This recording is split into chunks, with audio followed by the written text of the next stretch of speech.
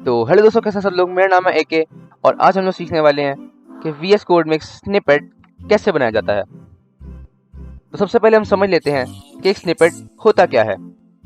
Snippets वो template होते हैं जो कि रिपीटिंग कोड को राइट करने में हमारी हेल्प करते हैं। हमें उस पूरे कोड को कॉल करने के लिए सिर्फ एक वर्ड लिखना होता है और सारा कोड हमारे सामने अपीयर हो जाता है। अब मैं आपको इसके एक आध बेनिफिट बता देता हूँ। हमें पहला बेनिफिट ये होता है कि हमें बार बार एक ही कोड लिखना नहीं पड़ता है, जिसकी वजह से हमारी प्रोग्रामिंग फास्ट हो जाती है। दूसरा बेनिफिट ये है कि जब हमें इतने सारे कोड की जगह सिर्फ एक वर्ड ही लिखना होता है तो ऑब्वियसली हमारा टाइम बचेगा। तो अब मैंने आपको इसके बेनिफिट्स भी बता दिए हैं और अब हम लोग सीख लेते हैं कि स्निपेट ऐड कैसे करते हैं। तो सबसे पहले हमें स्निपेट्स ऐड करने से पहले ये पता होना चाहिए कि हम लोगों ने किस चीज़ के लिए स्निपेट ऐड करना है। अब अगर आप मेरी बात करें तो मैं चाहता हूँ कि जब भी मैं कोई C++ की फाइल खोलूँ तो उसमें जो ये स्टार्टिंग के जो कोड्स होते हैं, जैसे इंक्लूड आईओस्ट्रीम, इंक्लूड string.h या फिर यूजिंग नेम स्पेस, इन सब कोड्स को लिखने में बहुत टाइम लगता है और ये हर प्रोग्रामिंग फाइल में आते हैं। तो मैं चाहता हूँ कि मैं इसकी जगह सिर्फ एक वर्ड लिखूँ और सारा कोड मेरे सामने प्रिंट आउट हो जाए। तो सबसे पहले अगर आप एक स्निपेट बनाना चाहते हैं, आप लोगों को इस सेटिंग्स वाले गियर पे आना है और यहाँ पे आप लोगों को यूजर स्निपेट्स पे क्लिक करना है। यहाँ पे क्लिक करने के बाद आपका ये सर्च फाइल खुल जाएगी। मेरे सामने cpp.json खुला हुआ है, लेकिन अगर आपका नहीं अपीयर हो रहा तो आप लोग सर्च कर लीजिएगा। cpp सर्च करेंगे, आपके सामने फाइल खुद ही आ जाएगी। आपने इसको क्लिक करना है और यहाँ पे सारे के सारे जो कोड्स होते हैं सारे कमेंट आउट हुए होंगे। कमेंट आउट का मतलब होता है कि जितने भी सारे कोड्स हैं अगर वो इस तरह के हैं तो प्रोग्राम उसको रीड नहीं करेगा, इसको स्किप करके अगले कोड देखेगा। ये सारे कोड जो कमेंट हुए होते हैं ये सिर्फ इन्फॉर्मेशन के लिए होते हैं ताकि हम लोग अलाइंड रहें जो हमने कोड बनाया है। आप लोगों ने इसको कमेंट आउट करना है। एग्जाम्पल्स नीचे नीचे सारा का सारा आपने इसको कमेंट आउट कर देना है। सिर्फ इन दो सिंबल्स को आपने नहीं कुछ करना, नहीं तो सारा कोड खराब हो जाएगा। कमेंट आउट करने के लिए आपको Ctrl+/ दबाना है, जिससे आपका सारा वापस से कोड बन जाएगा।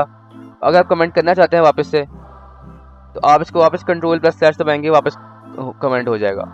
तो हम लोगों ने अभी इसको कमेंट आउट कर देना है और प्रिंट टू कंसोल में आप लोगों ने सर्च कर देना, आप लिख देना है cpp।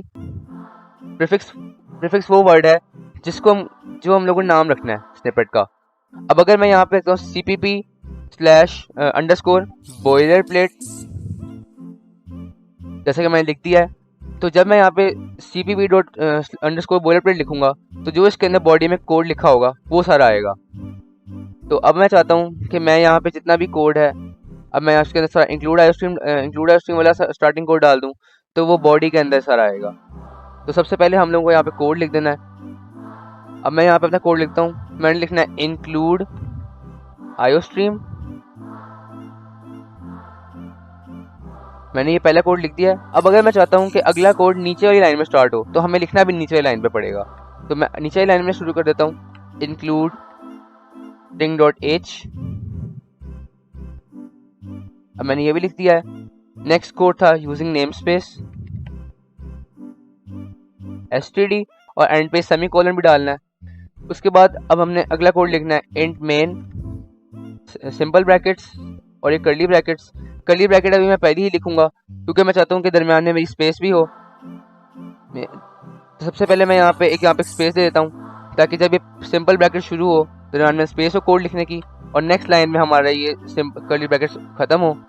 तो इससे होगा क्या, जब हम इसको लिखेंगे इंट मेन के दरम्यान में सारा कोड होता है तो स्टार्टिंग कोड नीचे स्पेस एक लाइन की होगी जहाँ पे मैं कोड लिख सकता हूँ और नीचे वाली लाइन में सारा इंट मेन का पार्ट खत्म हो जाएगा। अब मैंने इसको सेट कर लिया है। अब हम इसको बंद कर देते हैं, सेव का बटन दबा दिया। अब अगर मैं यहाँ पे लिखता हूँ cpp तो जैसा कि आप देख सकते हैं cpp boilerplate सामने आ गया है। मैं इसको क्लिक करूँगा और जैसा कि आप देख सकते हैं सारा का सारा कोड मेरे सामने आ गया है और यहाँ पे इंट मेन के दरम्यान में जगह भी बनी हुई है। अब हम चेक कर लेते हैं कि अब कोड रन करता है कि नहीं। मैं यहाँ पे सी आउट कर देता हूँ जिसका नाम रखूँगा स्निपेट वर्किंग। अब मैं यहाँ पे इसका ये सेमीकोलन डालता हूँ जिससे हमारा सी आउट कंप्लीट हो जाएगा। अब हम चेक करते हैं हमारा कोड वर्क करता है कि नहीं। मैंने यहाँ पे रन कोड कर दिया है और जैसे कि आप देख सकते हैं स्निपेट वर्किंग लिखा आ गया है। इसका मतलब है कि जितना सारा कोड हमने वहाँ पे ऐड किया है उसने बिल्कुल सही तरीके से प्रिंट आउट किया है, उसने कोई मिस्टेक नहीं किया है और हमारा कोड चल जाएगा। तो यही थी आज की वीडियो। मैं मिलूंगा आपसे अगली वीडियो में, तब तक के लिए अल्लाह हाफिज़।